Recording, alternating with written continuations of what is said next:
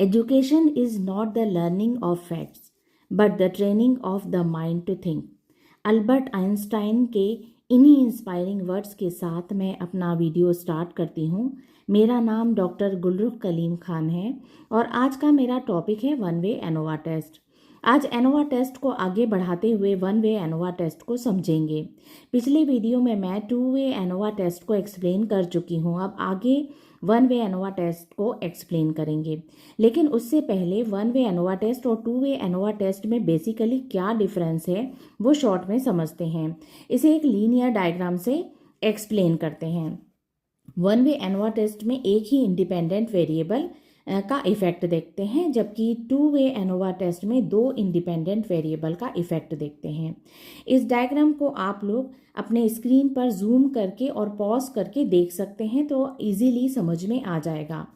One way ANOVA test में only one variable होता है और टू वे एनोवा में दो इंडिपेंडेंट वेरिएबल को का इफेक्ट हम अपने जो फैक्टर होते हैं उस पर हम देखते हैं। इन डायग्राम्स से आप थोड़ा जूम करके अपने स्क्रीन पर इसे इजीली समझ पाएंगे कि वन वे और टू वे में क्या डिफरेंस है।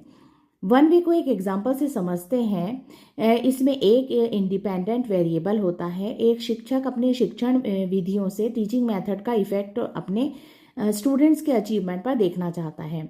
लेक्चर मेथड, एक्टिविटी मेथड और स्मार्ट क्लास तीनों का इफेक्ट वो देखना चाहता है।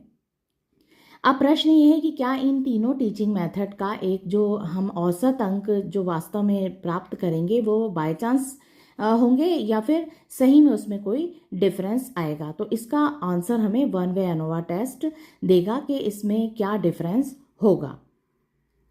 हाइपोथेसिस डिपेंडेंट वेरिएबल में हम स्टूडेंट अचीवमेंट के लिए हाइपोथेसिस, नल हाइपोथेसिस, तीनों समूहों के औसत अंकों में कोई महत्वपूर्ण अंतर नहीं है। अल्टरनेटिव हाइपोथेसिस कम से कम एक समूह का औसत अन्य समूहों से महत्वपूर्ण रूप से अलग है। ये हमारी दो हाइपोथेसिस है।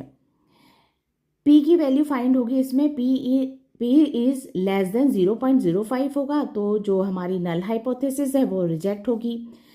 इसमें कि समूहों के औसत में महत्वपूर्ण अंतर है।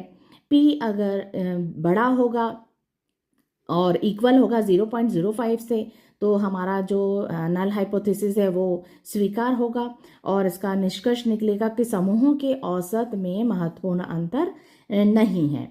ये हमारे दो पी वैल्यूज़ फाइंड होंगे और हमारे हाइपोथेसिस इस तरह से प्रूफ होगी। वन वे एनोवा का उपयोग तब किया जाता है जब शोधकर्ता केवल एक इंडिपेंडेंट वेरिएबल का इफेक्ट तीन या अधिक समूहों के कंपैरिजन के लिए करता है और इसके बाद स्टैटिस्टिकली इसकी सिग्निफिकेंट वैल्यू फाइंड करता है। वहाँ पर हम वन वे एनोवा टेस्ट को लगाते हैं। एक दैनिक जीवन का उदाहरण समझते हैं कि मान लीजिए हमारे घर में 3 अलग अलग ब्रांड की चाय आती है ABC। 30 लोगों को हम चाय का टेस्ट करवाएंगे और उसमें 10 में से उन्हें मार्क्स देने के लिए कहेंगे। ये हमारा एक दैनिक उदाहरण है। हमारे मार्क्स फाइंड होंगे हमें 6, 8 और 9 ABC ब्रांड के। और क्या वास्तव में तीनों चाय के स्वाद में अंतर है या जो अंतर दिखाई दे रहा है वो केवल बाय चांस है? तो इसको one way ANOVA test answer देगा।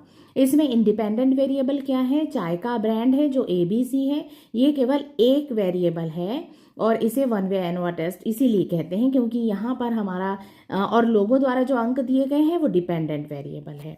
तो आई होप आप लोगों को ये one way ANOVA test short में बहुत अच्छे से समझ में आ गया होगा और रिसर्चर ये समझ गए होंगे कि हमें अपने हाइपोथेसिस में इसे कहाँ और किस तरह से हमें अपने हाइपोथेसिस में इसे यूज़ करना है।